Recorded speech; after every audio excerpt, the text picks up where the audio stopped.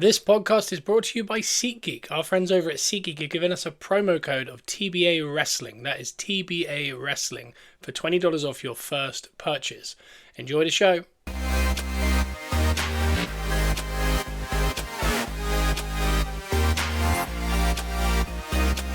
Welcome to Gunners Are Us, where we are positively Arsenal. That we are. Yay! And I've just adjusted the mic on the intro, so that's probably annoying for everyone. I can almost feel the warm weather washing over me. The weather's so warm, I've torn my hamstring, so we'll get into that. A little bit too warm. I'm too relaxed. We got a lot to talk about, but nothing to talk about. Fantastic. Like a podcast. Welcome to the podcast. The reason I say that is this has been the week of Dubai. Yes. And I just want to say, before we get into this, you can listen to us on iTunes and Spotify. 5-star review, anything like that can help. Yeah. Download every episode. Download all 95 episodes or whatever we've got every single morning and then delete them. And do it repeatedly. I think that would help it. We've done a lot of podcasts. We got Safina, member of the team. Hello. In the chat. Good to see you again. Welcome in. And that is because we're on TikTok live every single Wednesday at 10 a.m. GMT. So please give us a follow there, give us a watch. The only time we won't be doing these at 10 a.m. is when we're away. Oh, we're going to be away soon. Because in about 2 weeks... We're going to get warm weather training. We'll be flying at this exact time to our warm weather training. Yeah. And so I'll be doing a solo pod the day before, which I might jump up on TikTok live, so it'll be on like the Tuesday at like 3 in the afternoon or so. I don't know. It'll be a very random whatever one, but I think it's also the week going into us versus Man United. Oh. So it could be an interesting one to talk about. You know, these Wednesday mornings, you got your coffee. I've had my coffee. We're on the Munster now. This is your hump day, not just for the week, but for football in general and Arsenal. I like to follow my Monster with a coffee. You like to go coffee into Monster, but yeah. You've got to start with a hot beverage, you know, and then crack into a cold fizzy one. And talking about a hot beverage, this doesn't relate to it at all. I just really wanted some kind of segue. We played Newcastle last Wednesday. Yes, feels like so long ago. So since the last podcast, I said we could be out of everything and in Dubai by then. That's exactly what happened. Exactly. And I'll say this. It was worse than we anticipated. Yeah. We thought we'd go out. Yeah. I suggested we might win 2-1. You were strong. I was very poor. I thought it was a 4-0 win. Yeah, I thought it was to Newcastle. It was just rinse and repeat, wasn't it? Like it was the same game again. Yeah, Newcastle played really well. We did not play very well.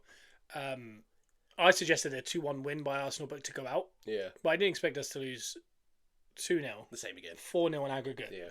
And again, I really believe, and we talked about it last week, I really believed that we lost that tie in the first leg. That second leg was...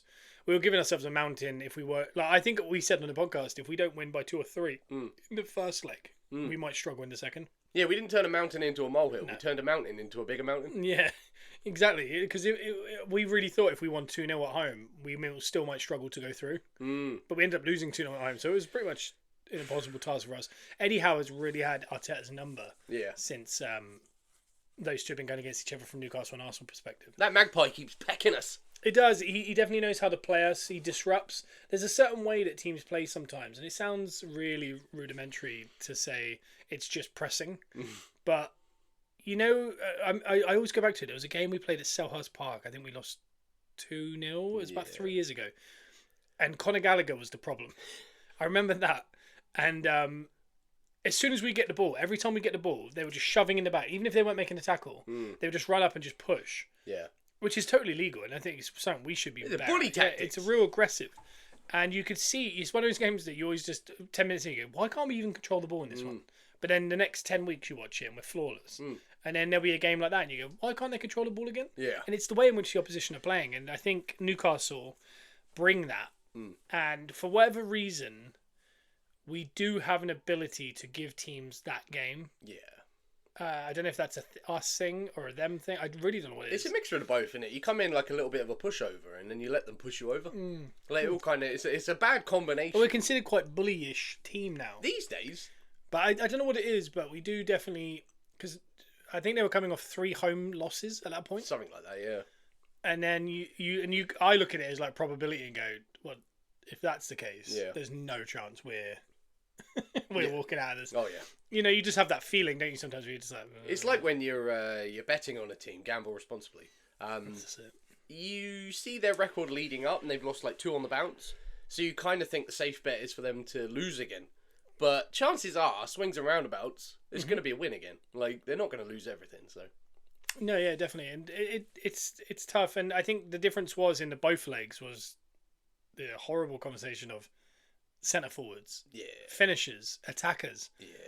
I mean, in the first leg, they had 2 attempts, really, and it was Isaac scored, and then Isaac forced Raya into a big save that allowed, I think, Gordon to tap it in. Yeah. Other than that, we were just all over them. Yeah. The second leg, there was that moment. They scored early. It was offside marginally. Yeah. But then I think Odegaard went up the other end and had a much easier chance than what they scored. Yeah. On his right foot, and I genuinely think he pulls out of it thinking he's going to get taken out. Yeah. And he don't want to get hurt. And he hits it on his right foot, which is his weaker foot. He hits the post, I think, or it goes wide. I think it hits the post. Within 30 seconds, Isaac goes up, and I mean, the goal they score is like a FIFA goal. Like it's balls bobbling in front of Isaac. He's under pressure. He's running with Gabriel, I believe. Yeah. And he hits it on his weaker foot. Yeah. And it just bends around Raya at like 6 foot in the air. Well, it's kind of similar to the first leg, though, isn't it? Like that goal they scored with I think it was the Gordon cross onto Isaac's header. Oh, that was in the league, that one. Was that in the league? But that game, that goal specifically, and that perfect goal, cross, the perfect they're header. FIFA goals. They're goals you haven't seen since probably the 90s Premier League. But is this proof now? Is that game proof? That I know they play different to us. I know our setup's different. And the argument is we need a striker. The argument also is we need Isaac. Yeah. Does this kind of cement it? Or is that just the way Newcastle have a different setup to us? Mm-hmm. Like, if Isaac played for us, he's not going to score those goals, potentially. Mm-hmm. Because our players would score those goals. Mm. Like, we have just as good players, just as good finishers. They just maybe not Isaac level, but yeah, but they just don't play the same. Yeah, Is he going to get that space? Is he going to get that through ball? That's the thing, yeah. Like, is that cross going to happen? Probably not, because our wingers are shut down. Like, they don't have the time to put that cross in. Whereas Newcastle do. Like, it's not Isak. You put Isak in the Arsenal team, he might not score those goals. It might not happen. It might not, but I think he's such a good player. I love him. Yeah, I say this. Our big gripe on the podcast is we're quite complimentary of other teams. Mm. We got Bazza G in the chat over here saying, sour grapes, you need to accept and learn defeats. And then there's another one. We're going to win the final 4-0 over 2 legs, and then we've won the same amount of trophies as you in the last 25 years. I kind of hope you do, though. Yeah. It's also not true. Because, 1, you're not going to win the final, which I want you to. Yeah. 2, we were complimentary of you. This is my issue with football fans. Yeah. You know? Mm. Your team won. You deserved it. Their response. Sour grapes, as many trophies as you. It's so bizarre. It's a weird old world. Or you can just go, yeah, I'm glad we're in the final. Because you're probably going to lose it. And the other thing is, it's not the same amount of trophies in the last 25 years because we've won an FA Cup, a Premier League, 5 FA Cups, Community Shields, like 3. So we've won about 12. Newcastle have won, I think it's 0 in that time. So that's cool. That was a good defence. Like, if this was a courtroom. If it was a courtroom, I've just won that one, yeah. You won the defence there, I think. Yeah. Unlucky Bazza. Anyway, I think you just mentioned as well, Isaac is definitely now. By the way, look, this is the perfect example for football fans. He's working into my thing. He picked up from all of that. Community Shields, ha ha ha ha ha. Didn't question the invincible, the 5 FA Cups. I tell you what, I'm not a fan of confrontation. Yeah, but that's fun. But this back and forth between you and Bazza is fantastic. And I'm going to be honest. Yeah. He just said it's easy when you have the best friends, the judge. I don't know what's going on. Well, I mean. It means you're the judge, I think. Am I the judge? I don't know. But either way, it's just football fans are mad. So the good part about all of this is the conversation I want to get to, which is the Isaac, and Baz has just brought this up. Yeah. He said there's absolutely no chance. Isaac, that's what I wanted to get to. Yeah, no chance. He said there's no possibility of Isaac going there. So small time to draw over other teams' players. Yeah, and then he said, can I actually read? Yeah. So I read out your thing. Thank you, Bazza, for getting involved, though. Anyway, very bizarre. The Isaac on... I don't remember the show. This is what we were trying to say before. There's a show that has Mika Richards, Gary Lineker, and Shearer. I don't know what that's called. There's a show in which they sit around a table and Ricky Gervais turns up, and I think that's called... Stick to football. Yeah.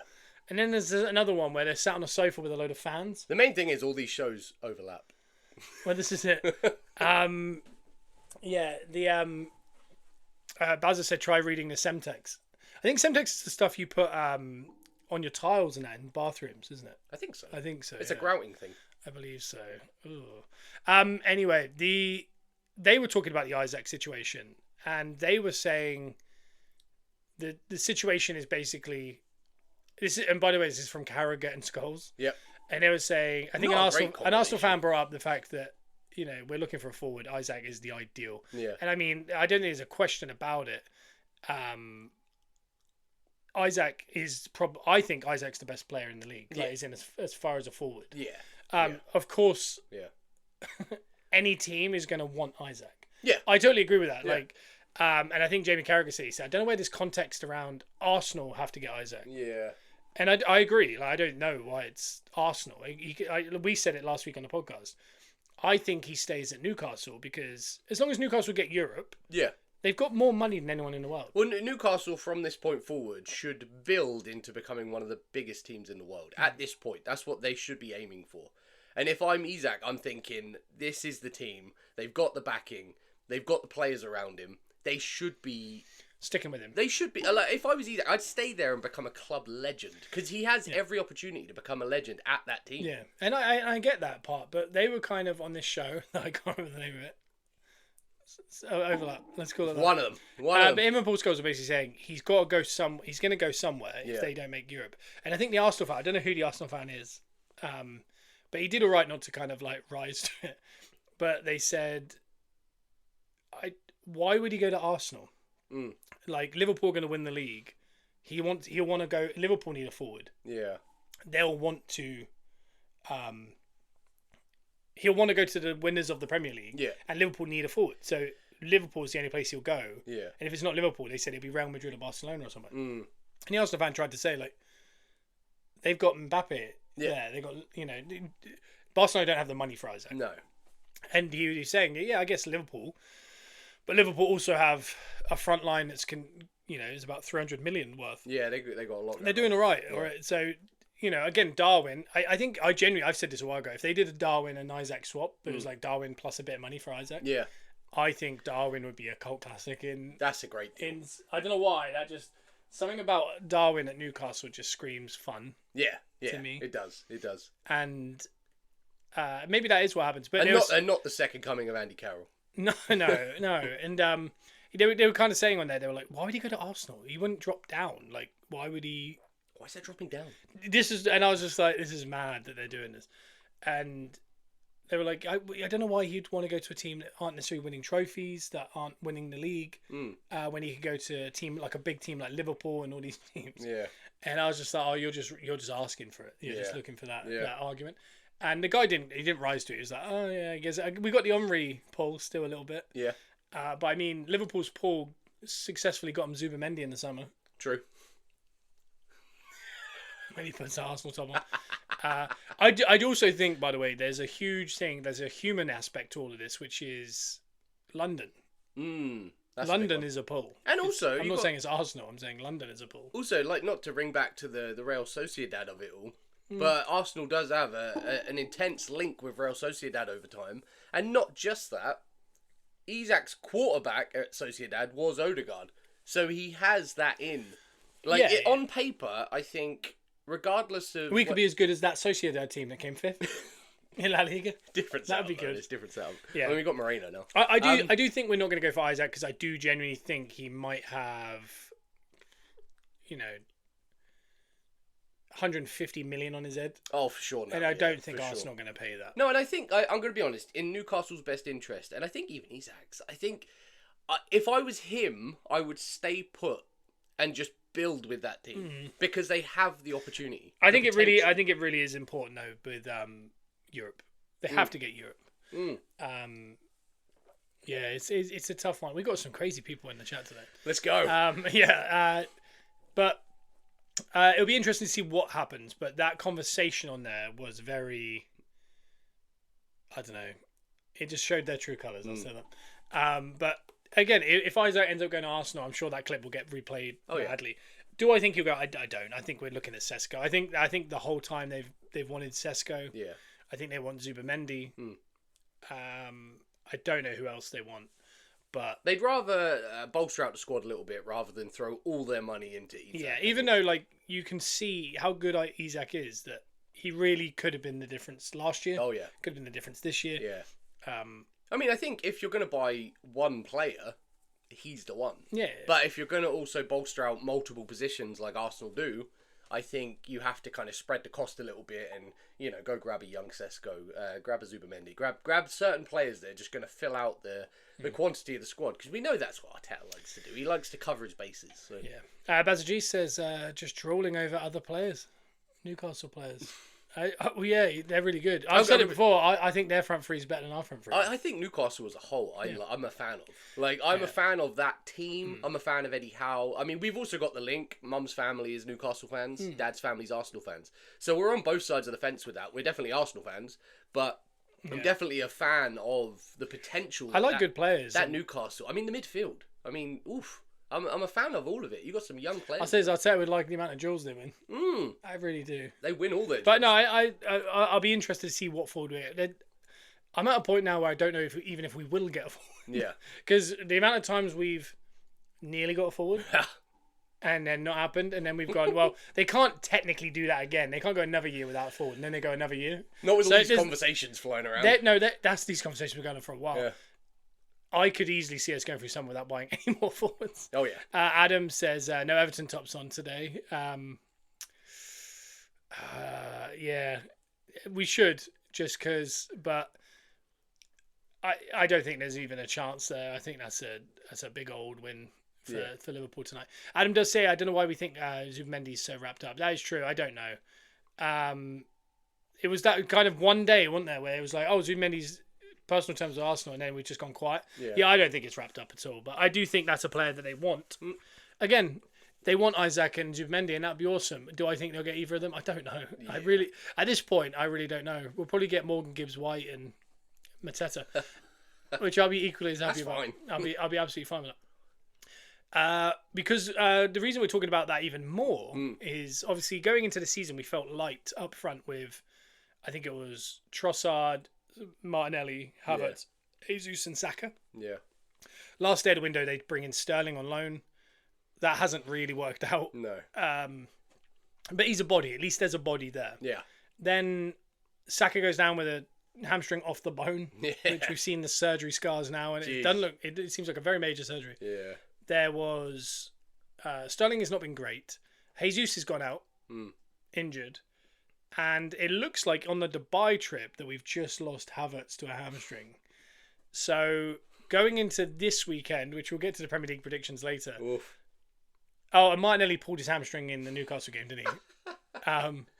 I think the only available attackers we have are, I think it's going to be Trossard. I think Moreno up front and Waneri on the right, I think is basically where we're at. And it's hilarious that this is happening directly after the transfer window, where they kept their powder dry. That's what they kept saying. Keeping the powder dry, so they can go get Big Mateta in the summer. The powder's dry, but we need that cannon to go off at some point. We're going to throw away the next 4 months because we need to get Big Mateta in the summer. Adam just said the City of London is Arsenal's biggest asset. Yeah, we did just say this, yeah. And then Baz is obviously not liking that. He's just called London a cesspit. It's... The injuries are worrying. Yeah. And this is all the week in which Declan Rice has revealed his nickname's the Horse. Do what you want with that, as you may. I'll take it and run with it, yeah.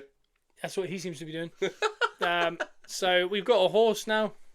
We've got a very undersized Odegaard who looks like he hasn't eaten in weeks. Yeah, he looks tired. I mean, since that kid's come into the world, he looks tired. Yeah, I saw... There was a conversation on Arscast they were talking about because people apparently are visibly saying, like, why is he so gaunt?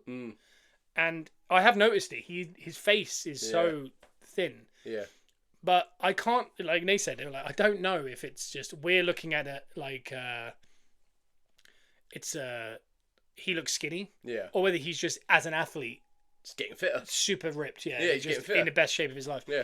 I don't know. He's a smaller guy though. But he does seem tired. Yeah, he is little, but I don't know.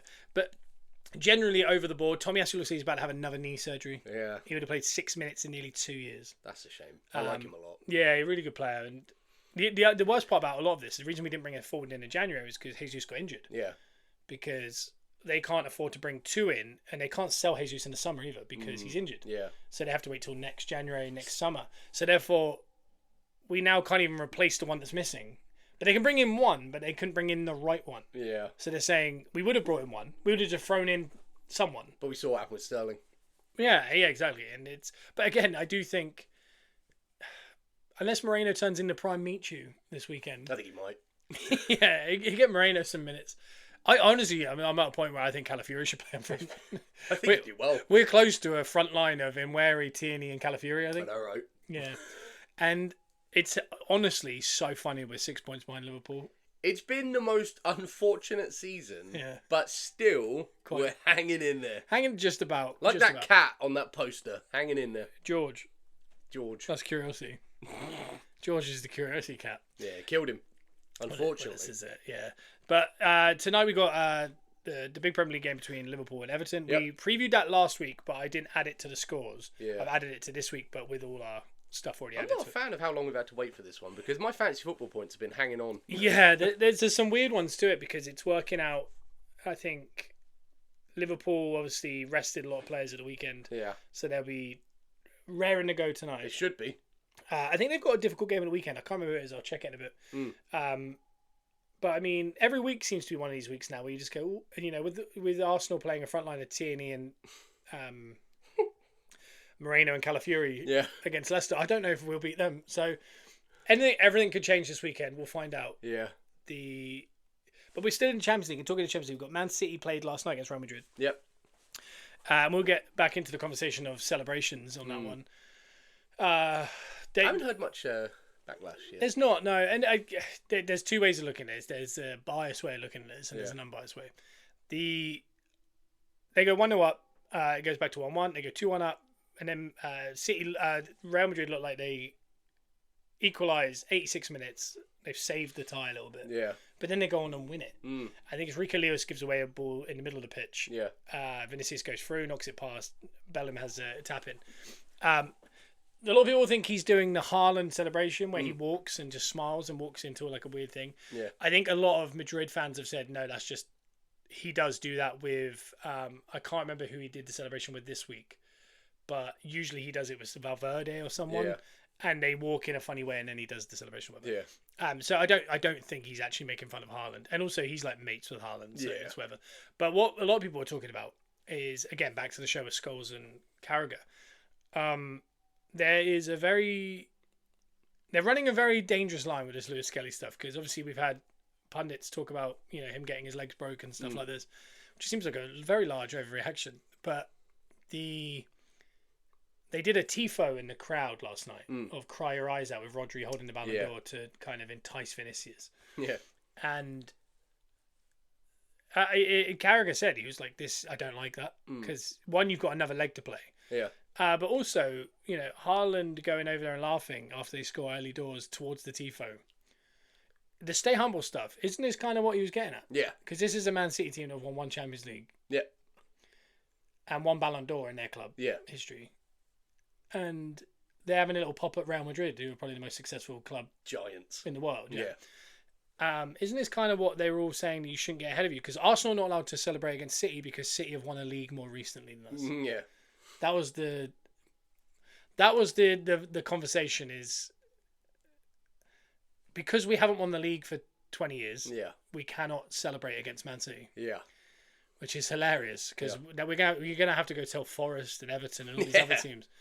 But shouldn't the same sentiment be done now? Is that they went and celebrated big in front of, by the way, fans that were not moving. Like there was no talk about limbs in a modern game. There was just no movement. Even when they went 2-1 up, there was no movement. But they go over towards this Tifu, and if you look at that whole scene of them all nodding their head, looking at the thing, should they not be allowed to celebrate because they haven't won a Champions League more recently than Real Madrid, which was last year? You think so? So it's very interesting. But then on this show with Scholes and Carragher, they were talking about the Lewis Skelly thing again. And I think, as the Arsenal fan said, but why is there no outrage when Neil Maupay does it? because Neil Maupay like copied Maddison, he did all that, Yeah. and they just went dead quiet. No one answered, and Skull goes, "Well, he's just a wind up, that kind of thing." And it was like, oh, so he's a wind up. We allow that guy to do that then. Yeah. We also know very early that Lewis Skelly is also a wind up. Yeah, Ben White is probably worse than Maupay, but Yeah. they all come from Brighton, I think. But it was the idea that and they couldn't give you an answer why it was different for Maupay and for Lewis Skelly, which is a real worry. Yeah. And by the way, Maupay responded to that comment. Okay, he does. He gets involved. And he said, "I'm surprised." I'm going to say this on the podcast. He said, "I'm surprised that Scholes could get that sentence out without his daughter's toes in his mouth." Oh my goodness. Which is go back to Scholes biting the toenails off his daughter. I'd like to see if Scholes reacts to that the same way he reacted to how he said Maupay is a wind-up. I don't think he's going to like that comment from Maupay, but Maupay did kind of reiterate he is a wind-up. Yeah. But yeah, no, it's just interesting because I think that's been the underlying talk of all of this is why is it just he's not allowed to do that? Yeah. And by the way, the funniest thing happened on this podcast is a calamity. Carragher's talking about how he's making Winery get changed in a different change room. Yeah. And he's talking about how Lewis Skelly shouldn't have celebrated the way he did. He said because it's even in the club, like Arteta is still making him get changed separately to let him know, like, don't get too big for your britches. You two have to you got to get changed separately. So he goes, it's not just us. He said Arteta knows it. That's why they're not allowed to get changed. Not that it's the law. Yeah, he's underage. And safeguarding wise, yeah, he's not allowed in there. But he used that agenda of his own to go, even Arteta agrees with me. Look, he's making it get changed separate. Which is terrifying. And the terrifying part about that is he has all the tools to be not that misinformed. Yeah. And he's that misinformed. On that level. Yeah. On that level. I saw a Paul Tolles come through on the chat there, which I very much... Brendan Kennelly. Very much enjoyed that. Amazing. Paul Tolles. Tolles. Tolles. There's a way of saying that's better. Tolles. Tolles. Very good. Yeah, so it's just madly misinformed. And I think this happens a lot in football. I think people kind of watch their club. Yeah. And then I think they watch social media that's connected to their club. Because even Carragher said something else and then said, maybe it's just me, like it was Isaac stuff going to Arsenal. He's like, maybe that's just my social media kind of showing me that or something. Yeah. And it's true because your social media shows you what they think you want to see. Yeah. There's an algorithm. Yeah. And it's hard to get an unbiased, like, middle of the road opinion on anything. Because your algorithm is going to be whatever you want it to be based on what you're looking at. Exactly. So you're not going to get a down the middle. No, you're getting a very disjointed look at what is really happening. Brendan, he says all this coming from Sir Spitz-a-lot. It is very true. I mean, it's hard to take that guy seriously about respect when he spat at a 14-year-old girl. Absolutely. And I mean, he did apologise for that. But I mean, the fact that even happened is something that we shouldn't really forget. So, yeah. Hey, no, talk about safeguarding. Yeah, so... the whole conversation about all of this is so ridiculous, and it's also the conversation I've had before. There's no conspiracy against Arsenal. There's no conspiracy about refs, even though the David Coote stuff happened this year, which is nothing to do with Arsenal. It's to do with Liverpool. Yeah. But it showed agenda, and that's what I'm trying to say is, if you're biased towards your team, you kind of see your team and, Arsenal get bad decisions, Liverpool get all the good decisions. No.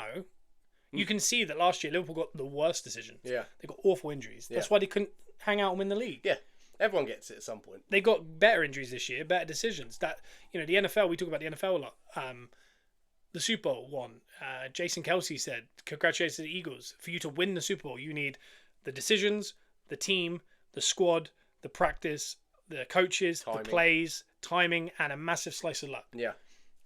You need all that stuff for that one team to do that. And sometimes in a season, I genuinely, I've said this a million times, I genuinely think we had that last year, and we still didn't win it. And that is an Arsenal problem. Yeah. It was probably more of a City problem because they're just so much better than us. But it was that. And I think Liverpool are having that this year. And that is what it takes. And you create your own luck. Yeah. Yeah. But I do think the agenda, that my issue is that stemming.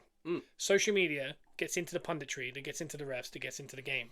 And I don't like that order. It's the same reason why they sit around on Super Sunday for an hour and a half afterwards and they make up all these... They get into these conversations about stuff that you didn't even understand why they're talking about it. Yeah. And it drives a new narrative. And then the commentators on the next game talk another narrative. And you're going... I remember David Raya made a slight mistake at the start of the game, as any goalkeeper does when they're playing out from the back. Yeah. He made one this week. He made that pass he made to Rice. Yeah. Rice is actively running away from him. If you watch the clip, like people are saying Rice should have done better.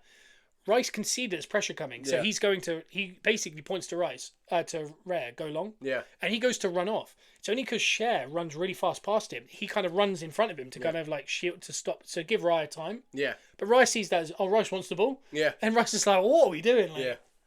So yeah, mistakes happen. But I remember they did that one mistake, and then they just spent the next like 4 or 5 games that were on TV of like every time Raya got the ball, you'd heard like that bloody noise Neville does. Oh, and he's like, he's gone. They pile on the pressure. Yeah. Like, I know sometimes the pressure is a real thing, Yeah. but I mean they make it 10 times worse. I think Brandon said in the chat he has to mute Sky Sports now after a game, just because he doesn't want to hear what Carragher and Neville have to say. I'm gonna be honest. I'm similar, but not in an intentional way. I'll watch the game. Yeah. But then I'll crack on with other stuff I've got to do during the post game. Yeah. Unless I can hear Arteta talking. I'm a fool for it. I listen to it every time and I get more and more frustrated. Brendan just said it's not corruption, it's incompetence. Exactly.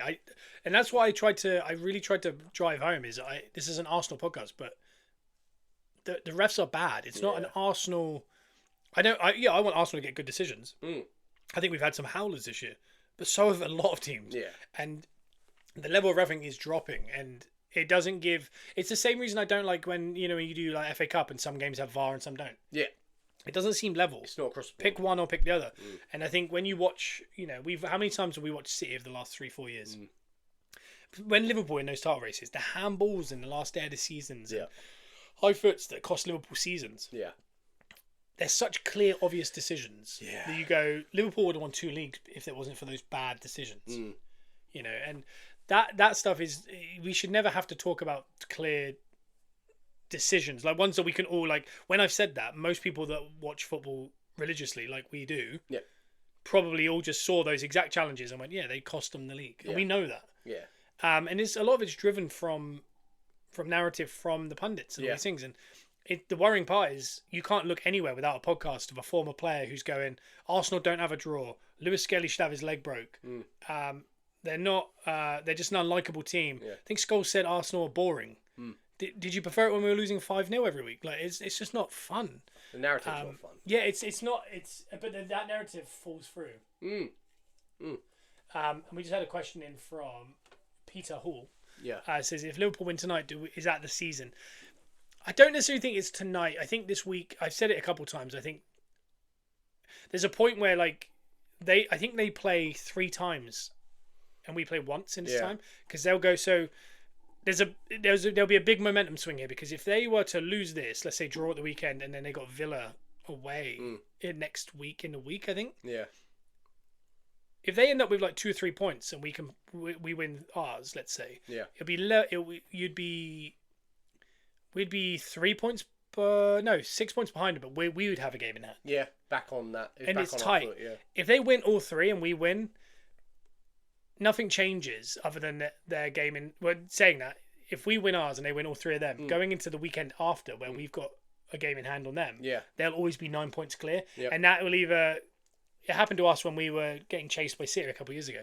That'll either make them crack a bit because they're going, oh my God, they've got a game in hand, or that will give them that confidence, and us will go, when we look at the table and go, it's 9 points, but we've got a game in hand, it will just feel kind of. Yeah, cause at the minute, and we're running out of games now. Like by the end of all what I've just talked about, I think we're into the last 10 games. So I think I want these games in hand out of the way. I feel like the problem is that once this one gets out tonight, at the weekend we're level, and then next week they go one ahead of us, and that doesn't get back for like 3 weeks. It's annoying. So it's never straightforward. I'd rather it be neck and neck, not neck and neck point wise, because you can't wish for that. But no, the game, so you have a fair understanding of what's happening. Yeah, because otherwise, even if we gain a little bit of pointage on them. Even with those games in hand, you're still always looking at those games in hand like it's going to run away again. And that Villa game has been moved up from the Carabao Cup, I think. Because the Carabao Cup weekend's in a few weeks. And Dud says, are we all supporting Everton? Yeah, of course. We need a... And if you remember correctly, this is the downfall of them last year. Is they had horrible injuries and they were just chugging along and staying in there. And they were top of the league for a long time last year. It's very similar to this year. But... they played Everton away and they lost 2-0 and we all just went, what has happened? And this is a big one as well. This is a goodbye to Goodison, the Merseyside derby. Yeah, Brendan says it's going to be around 7 games before we know, 7 games left until we know the state of affairs. Getting tight. I think all Arsenal can do is, I genuinely think is not look at the table, win your games, keep winning. Don't worry about Liverpool. If they drop points, so be it. Yeah. If they don't, it just wasn't meant. Yeah. And again, we were way behind the 8 ball at this point. But I do think, Everton away, I think they've got a home game against... I think it's an easier game of the weekend. But Everton away and Villa away, either side of it. I mean, best case scenario is they end up with 3 points out of potential 9. Yeah. And then we win. And like I said, we'd be 6 points behind with a game in hand, which means if we can keep winning with them until they play in the Carabao Cup, and we get that game in hand and we win that, you'd be 3 points behind them with 7 games left. Then it's all to play for. Yeah. And we still have to play them. Yeah. So it does, but I really, with the injuries and the fact that we got Tierney and Calafiori up front this weekend, I genuinely think they could easily beat Everton tonight and we just lose to Leicester. And that is the curtains. Yeah. Because eventually you will run out of games because essentially we need them to drop points in like 6 games out of the last 12 or so. Considering how unfortunate this season has been up to this point, I can't believe we're this close to the end and we're still kind of in it. Like, you got to look at that as a win on its own. Yeah. I mean... Brendan said this how I feel after being dumped out of cups. Yeah. It's really frustrating because I think if we had our full team... Yeah, Havertz is injured from David. I think it was David, yeah. We'll get to that in a moment, actually. But we're running out of games. But if we had our full team, let's say Saka, Jesus, Havertz, everyone was fit, Martinelli, I wouldn't necessarily fancy us to catch up with Liverpool because I don't think it's in our hands. It's totally a Liverpool thing. If we can be within 6 points by the time we play them, then obviously you're putting it back in your hands. But I mean, it's a tough ask to go to Anfield and win a game. Yeah.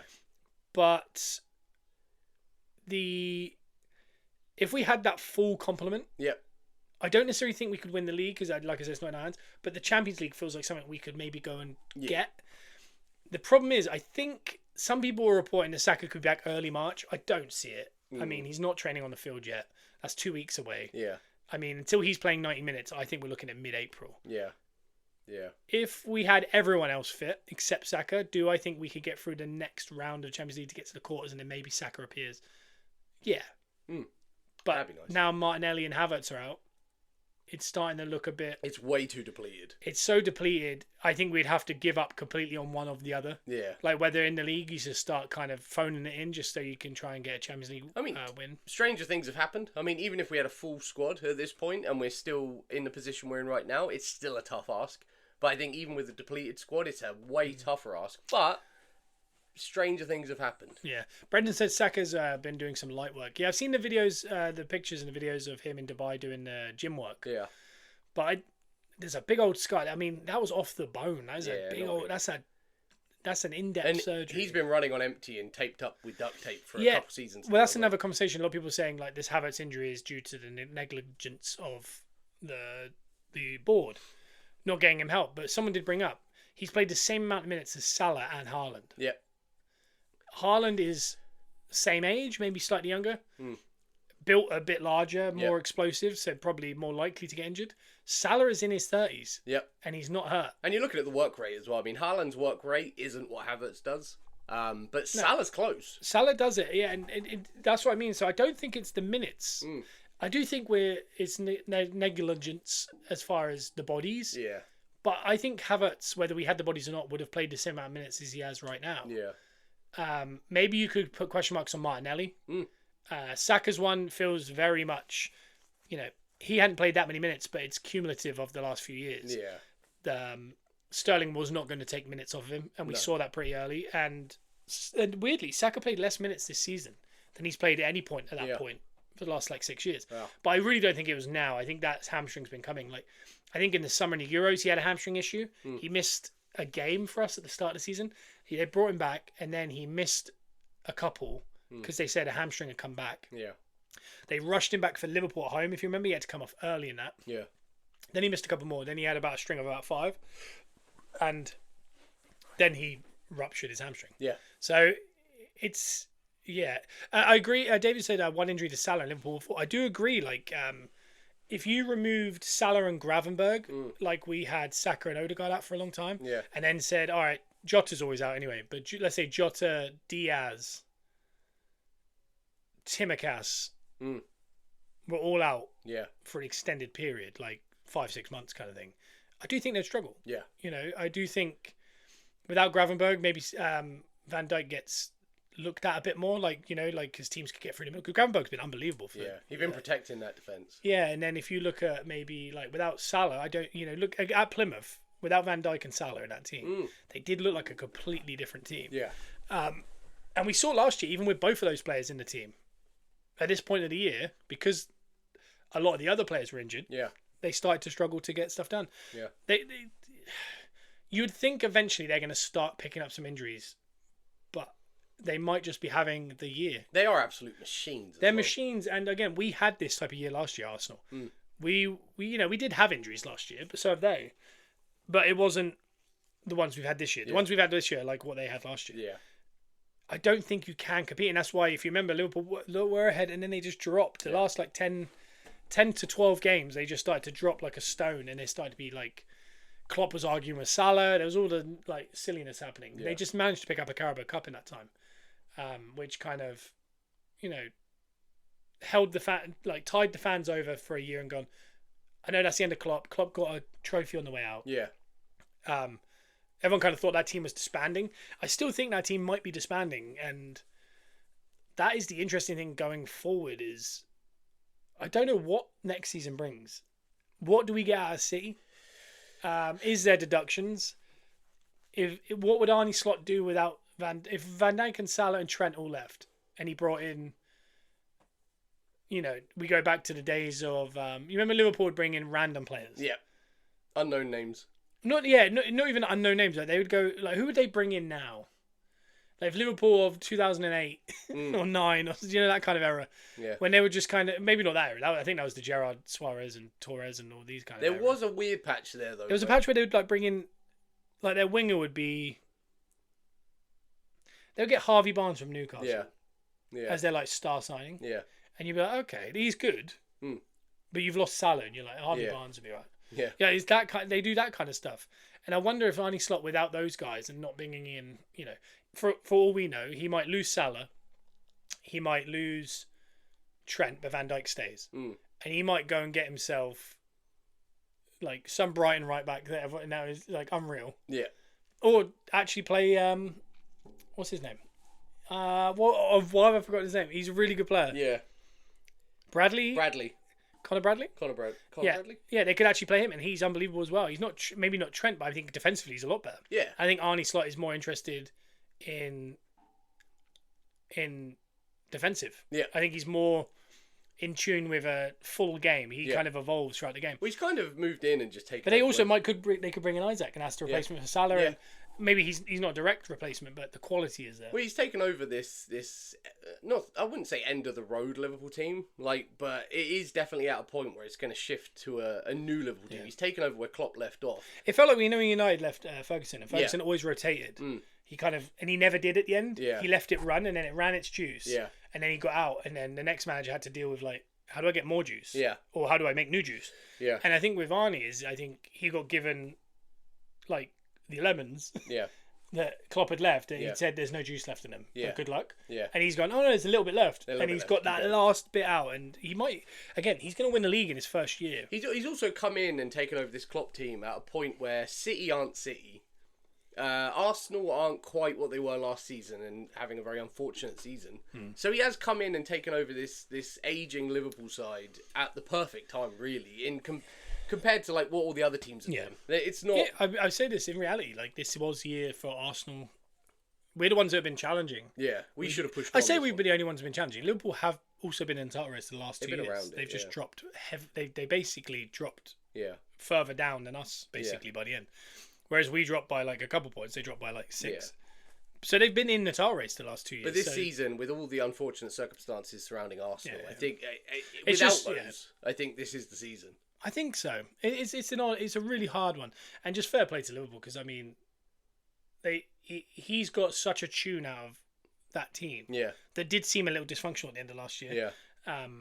But it's a perfect example of like Gravenberg was okay last year. Yeah. But he just looks like an unreal player this year. Yeah. Even Salah, like well, he's having his his best ever season. Well, we assume last season was the last big season for him, really. Yeah. With all the talk of transfers and stuff, but he's just turned it up a notch. I saw a stat this week that was the most big chances created in the Premier League. Saka is still top. Wow. He hasn't played since early December. Wow. That's mad, isn't it? Yeah, I feel like Saka's one of those players that doesn't get talked about enough. Like, I know he does. People don't like him, and I don't know why, because he seems like such a likable guy. It feels like he's quietly just really good. Yeah. It's like I like Salah a lot, because Yeah. he's just a likable guy. Yeah, I like Salah. But other people hate Saka, and Yeah. I can't figure that one. I get why people dislike Haaland, because he has a cockiness. Yeah. Like Lewis Skelly, I get that. 'Cause Yeah. They choose to have that bite. They bring it on. But like Saka and Salah and that, they have their own kind of, I guess, their own arrogance. It's a quiet confidence. Yeah, and I like it. But they just quietly get on with it, and they're just really good players. And those players, I guess, sometimes don't get the credit because they're not like Flashy.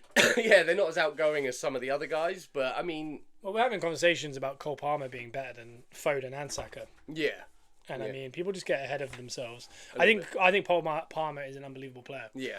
I think Saka is. I think Foden is. I think Salah is. But Yeah. I think Salah is just generational. Like, Oh, I mean, if he wins the league this year, he has to start being talked about in that top 3 Premier League players of all time. Yeah. If not like the top. yeah, yeah. Because I mean, I don't know who people generally can. I think Henry is considered like one of the best. Yeah.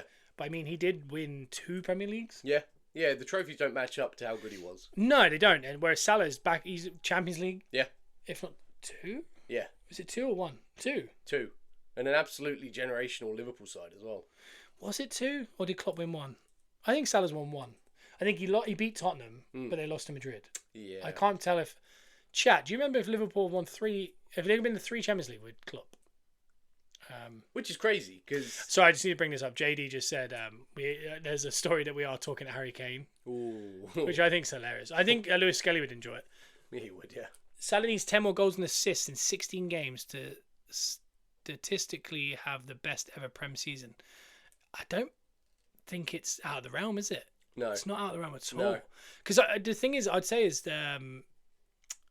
it's if Liverpool are going to score, yeah, he's going to be involved. yeah, 100%. JD says they won in 2019. Okay, Liverpool 3 Champions League finals, only won 1. Ramos broke Salah's shoulder, and that's it. Yeah, yeah, yeah. So, but they got they won. He won the Champions League. He's about to win his 2nd Premier League. which is nuts considering Liverpool. You have that conversation where you can't remember how many they've won, whereas like most English teams. Oh yeah, we know we've been to 1. Yeah, and we know We Man lost City it, have yeah. won 1. Like for a team that has been in and around the Champions League so much, like we don't remember how many times they've won it. It's a good sign because they are a Champions League team. Yeah, definitely. Yeah, definitely. The but no, I think he has to be talked about potential GOAT. Yeah, He is such a good player. Yeah. And like I said, if Liverpool like tonight, if Liverpool and Everton are gonna, if Liverpool beat Everton tonight, yeah, I can guarantee you Salah is either assist or a goal. yeah. He's not going to be nothing apart. Like if they win 1-0, Salah's involved. He's a fantasy football must. Yeah, if they win 3-0, he'd be involved in 2 of them. Yeah, We always go out to Bayern. Yes, we do. yeah, yeah. Yeah, we're not. I'd say this. We haven't got much European history. No. Our history is that we lose to Bayern a lot. Yeah. So tonight, the Premier League predictions. I can tell you that last week I won it with 6. Woo! You and Simon got 3, so it's tying it back up. Wow. Simon's on 111. You're on 106. I'm on 105. Woo-wee. There's 10 games this weekend, and also the one tonight. Okay. I didn't add this because we did predict this last week, Yeah. but it hadn't happened, so I just moved it over. Yeah. Simon, you have gone Everton. Okay. Yeah. And I've gone a draw. I'll We stick are with- thinking with our hearts, I'll not our heads, Sticking obviously. with that. Would we take Gnabry back? Yes. Mm. Honestly, I'll have any player in the world. Right? I'd have me on there. I want an extra body. I don't know what Butler Adoy has got for us, but I mean, if he's got his best, bring it now. Yeah. This weekend we got a Friday night game. Oh, that's good. We got Brighton versus Chelsea. Simon's gone draw. Oh. Brighton have been really poor recently. Yeah. Chelsea don't look right. I'm actually going to go Chelsea away win. You know what? So this is the point where we have to think what we're going to go with, or what we're going to go with based on the prediction league. You know what? Stick me on Chelsea. Yeah. I was debating going the other way just to shake it up a little bit, but I'm going to stick with Chelsea there. Yeah, definitely. MC says Liverpool are well rested. First team didn't play in the FA Cup this weekend, but Yeah. Everton did. Yeah, They're prime. I do think they're ready to go. which is a little bit frustrating. Yeah. It's the last one at Goodison. I think if that crowd comes turned up, Moyes gets into them, they could definitely cause some problems. But I think Liverpool are just that little bit too. The problem with Liverpool is they don't mind you if you score. Yeah. They just intend to score more. Yeah. And I think they will. But I think that if there's a time for Everton to get something done, it's right now. Moyes is back. Last game at Goodison for the Merseyside derby. I think this is the one. JD says front two partnership of the Peppercorn Boys. Peppercorn Boys, Peppercorn Sports Cards on Whatnot and Peppercorn Podcast on iTunes, Spotify, guys. Heck yeah. And we'll get old Elton Prince and Kit Wilson from WWE. They can go on the flanks. We'll do that. And we'll get B Dunzo in the chat, down in goal. Also, Liverpool play against City a few days after City's second leg against... It's working out very nicely at the minute. And again, what I was talking about was certain things have got to fall into place for you to win the league. Yeah. And this isn't a slight. This is for anyone. Good morning to Sharon as well. Morning. And yeah, they're playing Everton now after a rested weekend. Again, they went out. Yeah. So it is not a good rest, but No. it was a rest. Then they got a nice game at the weekend, which means they can kind of probably rest a couple players. To then go against Villa, who have no Watkins, no Mings, no Konza at this point of the season. Then they play Man City once they've just played Real Madrid away from home. So, yeah, those things do fall into place. But I think that if you look at the history of anyone winning the league, these things fall into place every year. Yeah. For Arsenal, Man United, Man City, Chelsea, Liverpool, anytime anything's ever happened for anyone, those things fall. And that's kind of as much as we all kind of are excited and kind of want to we hope they could, bottle it. In the back of our mind, we can kind of see those things. You see those decisions or the late goals they score, and you go, "Nah, it's their year." But again, people probably thought that last year about us, or the year before. It happens. If Everton beat Liverpool, I may just get very excited. Yeah, that's the other thing. And again, I do worry about Calafiori playing up front against Leicester at the weekend. Yeah. And we still can't make any attacking subs either. No. I think we leave all Sterling on the bench, so at least we have one attacking. And you play Tierney and Calafiori on the wing. And you play Moreno up front. You know what? And then at least later on in the game you can change it. Aye.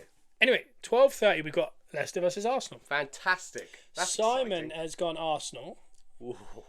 If you're new to the show, we go Arsenal every single week. Oh yeah, 2-1. We go with our hearts, not our heads. But that screams a 12:30 Leicester win against a depleted Arsenal squad. Yeah. But Robert Pires wouldn't like that one. literally 7 days ago, we were saying after the Dubai trip, we're getting closer to a lot of players coming back. Somehow, when we said that last week, the same night, somehow in a 2-0 loss at Newcastle, Martinelli pulled his hamstring. Yeah. And then Havertz has pulled a hamstring doing warm weather training. We come back with less. We've somehow got less than what we were excited about going away for. Yeah. So Purple patch incoming. Calafiori did use to play as a winger. I kind of don't mind him playing up there. I think him and Tierney are capable wingers. I think they're potentially more aggressive than our current wingers. They are. But no, we're going to go Arsenal against Leicester. I hope we can. It's just about getting enough wins. Take our mind out of the fun of chasing a title potentially. Yeah. We just got to guarantee that top 4 as well. That's all we need. The last thing we need with this depleted squad is to have a run of 3 or 4 losses. Yeah. Because at the minute we're keeping up with Liverpool just. All it takes is that one loss, and then we go, oh god, we're out of that title race. Okay, because we're one loss away from always being out of the title race. Yeah. All it takes is then that loss goes to a loss and a draw, and Newcastle, Chelsea, City, they start winning a couple more games. Yeah. And we start to go, oh my god, we're like 2 points off of 8th. You don't just come away with nothing. You come away with no Champions League. Yeah, next season. so it really could swing. So my main focus here is just staying close to Liverpool as long as possible, not for the title, but for just positioning. Yeah. It'd be nice to come second 3 times running as well. Like, oh yeah. Just at least in the history books, you're like, oh wow, we were second best team for. Yeah. I didn't think we'd ever be the top 4 best team 5 years ago. So yeah. I didn't think in my lifetime we'd ever be in the top 4 again. I didn't expect this. Like with the amount of money going into other teams, I was like, oh, Arsenal will never be top 4 in my lifetime. But hopefully we can win a cup. Yeah. And in that time, since I said that, we compete. We competed and won a cup. Yeah. So I was like, okay. I'll take it. So it's gone a lot better than I thought. Anyway, the next game is Villa versus Ipswich. Simon's gone Villa. I'm going to go Villa. I'm going to go draw. It's not a Champions League week, but... Just to play the league, I'm going draw. Okay. We've got Fulham versus Forest. Simon's gone Fulham. I think Forest playing really well. They went to penalties last night with pretty much their first team. Yeah. They're going to be tired. It's tough. Fulham, I'm going to go draw. I'm going to go Forest. Forest a bit surprising. If Forest win that, I mean, they're not going away. Like we're at a point. I don't think they are. We're near the end of the season. Yeah. JD also said Timber brothers were both attacking midfielders. Honestly, maybe this is why Arteta was backpiling left backs. Yeah. He was trying to create a really defensive attack. Oh, yeah. The next one is City versus Newcastle. Okay. This is a big game. Massive. Simon's gone City. I think after the draining Champions League game, I think Newcastle are going to get at them. Yeah. But I think it'll be just a draw. I think Newcastle. Okay. I don't feel like City get many draws. They don't know. Saints are at home to Bournemouth. That's Simon's gone Bournemouth. I'm going to go Bournemouth. Bournemouth. Absolutely. We've got West Ham versus Brentford. Simon's gone West Ham. Graham Potter's West Ham versus Brentford. Brentford very good at home, not great away from home. JD says we regularly finish top four with Squillaci and Mustafi in the back and Shamak up front. We did, but then the world changed after, Palace 3-1 against Everton, says Matty. I'm going to go draw. Yeah. I think they'll cancel each other out. I feel like that's always my narrative with Brentford games, though, is it's going to be a high-score draw. I'll go Brentford. Yeah, we did used to come top four, but after that when we started to get 6th and 7th and stuff, and I saw the money going into Newcastle. I saw the amount of money being pumped into like Liverpool, Chelsea, Man U at the time. Yeah, City running away with it all the time, and I just thought there's no way we're going to break it. And then Spurs were doing well at that time, and I just thought I don't know when we're ever going to be good enough to beat all of that. No, and get in that top four again. And then a few years later, we came second. Here we are. And I had this conversation with you because I was talking to Alex, our friend, who's a Chelsea fan. He's talking about Maresca and how he's a bit worried. He's not like a leader. Like he looks a bit lost. Yeah. And I said to him, it's weird because they have massive backing. We don't necessarily have that backing. And I remember having a conversation with you about 4 years ago, and we were talking about it, and we were going, like money-wise, we're pretty similar to Liverpool. Yeah. We put about the same amount of money in. The wages are not that far off each other. Theirs is a bit higher, I think. Yeah. And that's about it. And I remember going, but when Klopp took over Liverpool, they were like really dwindling, like worse than what Arsenal were dwindling.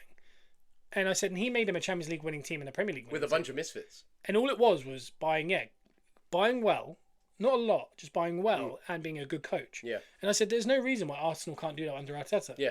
And I was like, and then I started to think in my head, like, yeah, why do I think, just because Newcastle have money, they're going to be better than us? Yeah. All these kinds of things.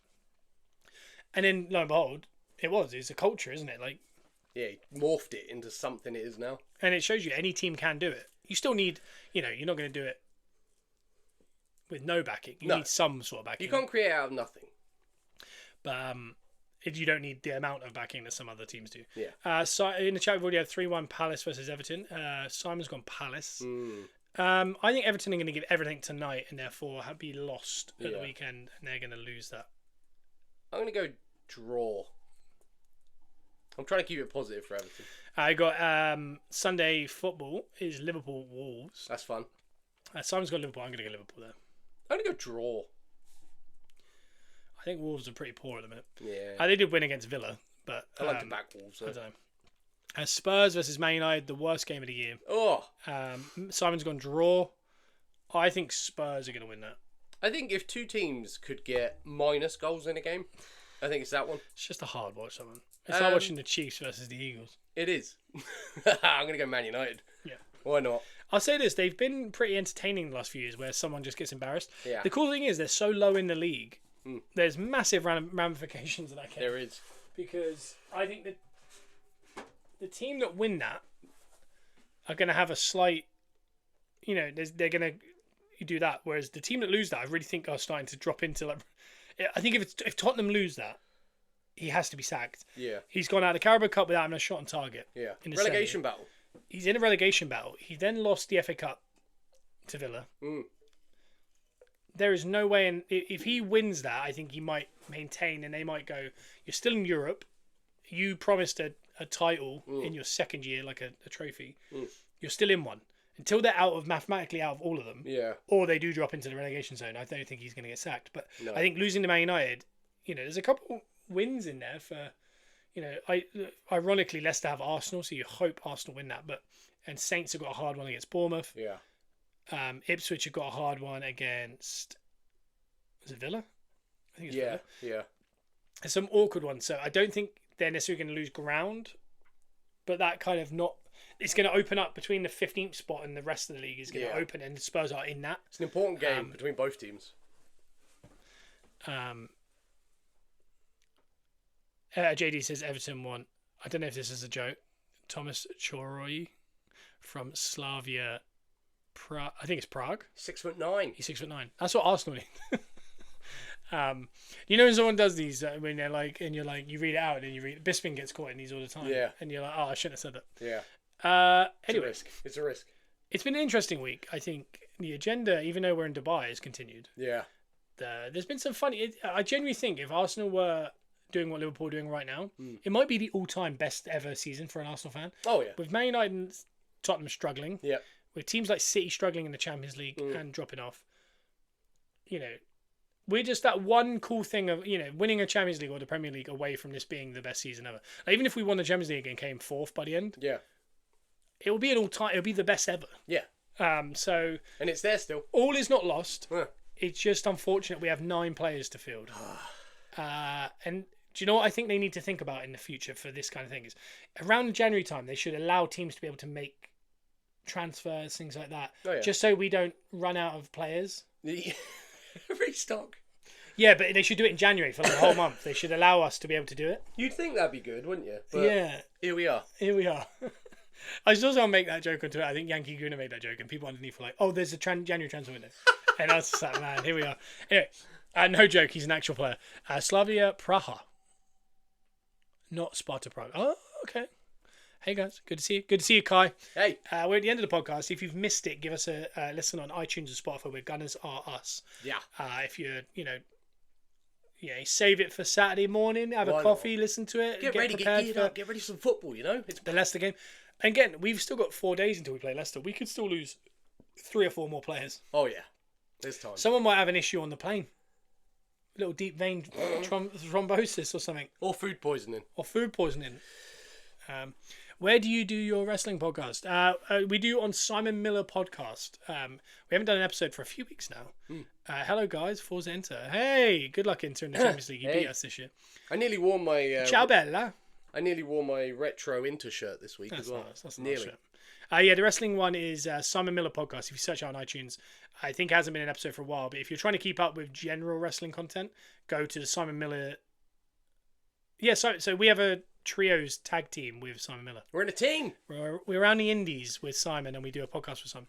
I said it's always we need to investigate the Arsenal training ground. That floor's too hard. The thing is, though, didn't we go like 3 years where we had like okay injuries, and we kind of thought we were out of the trenches? Yeah. These ones feel. I genuinely think there's a conversation to be had here. We don't have enough players, and that's why they're getting injured. That's why. You know, if I ask you to lift 30 bags in a row, and then I ask this guy to, and he can swap out with 3 other guys. Yeah. At the end of it, a lot easier. I'm not saying that it might all get done. Yeah. And it's fine. Yeah. But you know who's going to have the bad back at the night? Yeah. It's you. And then I've got to turn up to work again. Then you've got to turn up to work and do that again. And then again. And those guys rotate the other 3. And then again. Yeah. So here we are. Anyway, we will see you on... When will it be? Next Wednesday. It will be next Wednesday. We're leaving soon, though. 10 a.m. GMT on Gunners Are Us next Wednesday, and we'll be on iTunes and Spotify around the same time. This will be up in the next hour. That's about it, really. And a question in the chat was, didn't Wade Barrett wrestle in WCPW? Yes, he did. Yep. I'm afraid I've got some bad news. Boom!